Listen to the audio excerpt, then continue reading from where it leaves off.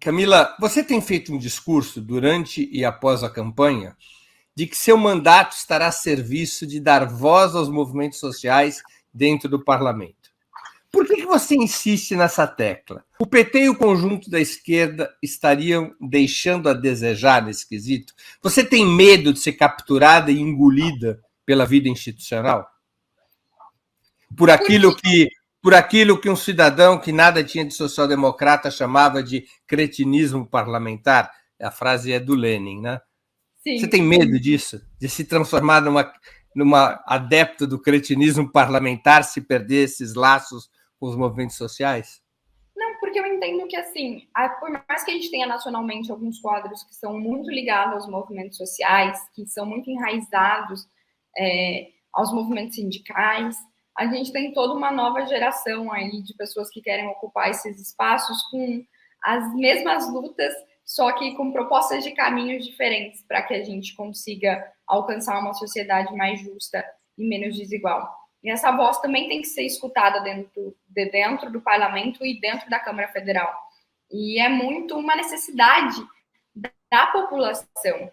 A gente estuda muito na parte de ciência política que um organismo político, uma organização política se mantém viva a partir do momento que ela consegue captar as demandas, né, os inputs da sociedade e consegue devolver uma resposta para isso. E existe uma demanda muito grande por parte da sociedade por ver as nossas bandeiras e as nossas pautas e o nosso modelo de sociedade sendo defendido de outra maneira e de outras vozes. Eu acredito que aconteceu muito isso com o PT. A gente, infelizmente, acabou se afastando desses movimentos sociais. A gente acabou se envolvendo naquela loucura que é Brasília, naquela grande máquina burocrata, e esqueceu que o que vai dar sustentação para a gente é estar no dia a dia e na organicidade dos movimentos, porque é muito difícil você só de fora captar as demandas através da assessoria.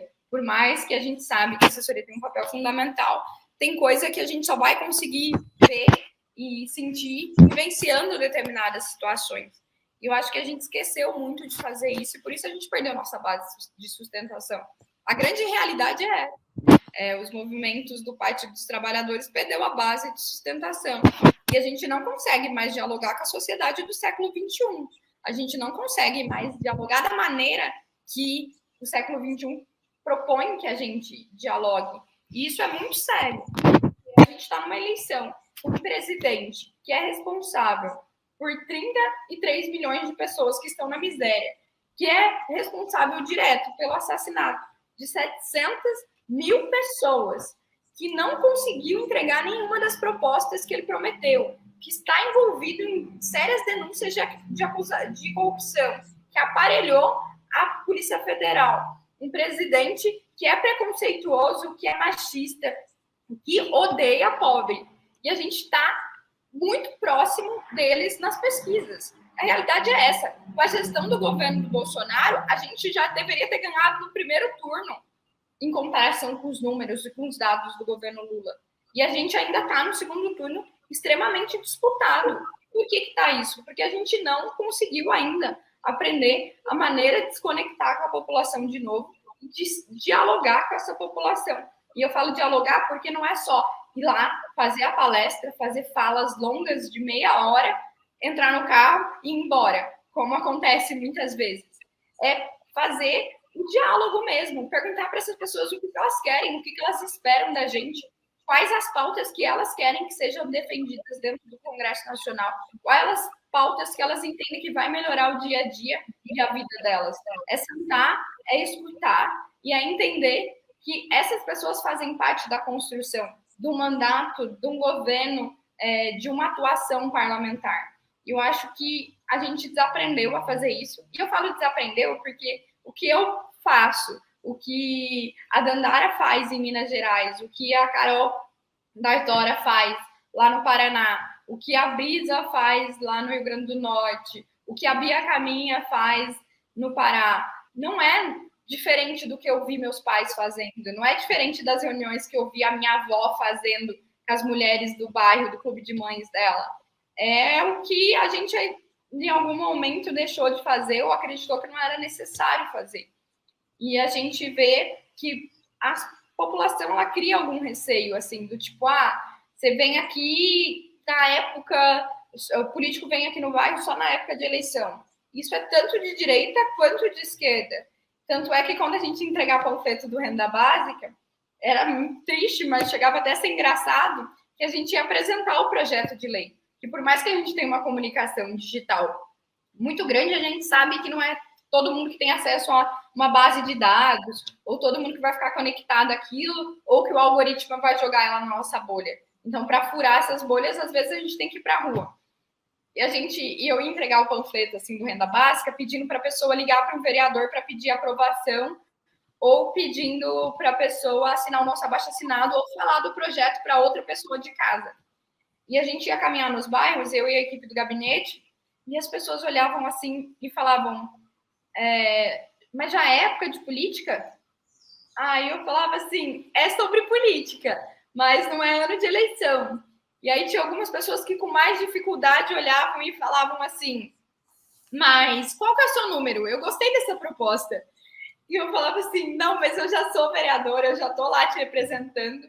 E quando a gente foi entregar a prestação de conta, que a gente fez um jornal de prestação de conta nas feiras, porque feira é um lugar que geralmente as pessoas pedem muito voto, as pessoas se espantavam e falavam assim, mas você está vindo aqui agora fazer prestação de conta? Tipo, eu nem votei em você, por que você está entregando isso?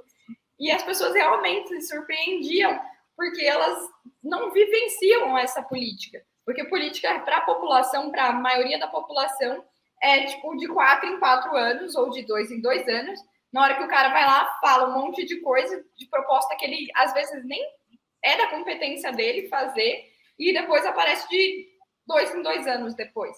E as pessoas têm essa visão, pelo menos aqui no Estado, tanto de político de direita quanto de político de esquerda. Isso é muito triste. Enquanto a gente não mudar essa visão, a gente não vai conseguir Ao fazer. contrário das igrejas, especialmente as evangélicas, que estão no território o tempo todo. Exatamente. Ninguém chega e diz, essa época de religião. A época de religião é toda ela. Exatamente. E até por isso que existe uma dificuldade tão grande da gente dialogar com a parcela desse doutorado. Que por mais que eu chegue lá agora falando, olha, é mentira que o Lula vai fechar as igrejas. É a minha palavra de alguém que não está no dia a dia dos territórios dizendo que o Lula não vai fechar as igrejas. Aí eu tenho que pegar um celular e ir no Google e pesquisar, às vezes, na frente da pessoa. Mas é a minha palavra de alguém de fora contra o pastor que está no dia a dia, contra o pastor que ela bate na porta para pedir um remédio que está faltando, porque é isso que está acontecendo no nosso país. A gente não tem dipirona nos postos de saúde. É na porta dela, é na porta do pastor que ela bate quando precisa fazer a arrecadação de dinheiro ou vender uma rifa para conseguir realizar um exame de imagem, um simples exame de imagem. E essa pessoa tem um vínculo de confiança e um vínculo de gratidão com a pessoa da comunidade muito mais do que eu que vou chegar lá e vou vender a promessa de um SUS funcionando perfeitamente para Deus sabe lá quando. E essa pessoa tem uma necessidade imediata. Então, é contra isso que a gente está lutando. E é por isso que a gente precisa desenvolver o mesmo nível de confiança com essas pessoas para que elas entendam que se a gente não desenvolver um sistema único de saúde com recursos próprios, ela sempre vai ter que estar passando pelo sufoco de pedir para arrecadar dinheiro para os outros. Então, a gente faz isso só no dia a dia mesmo, senão não tem como fazer, entendeu?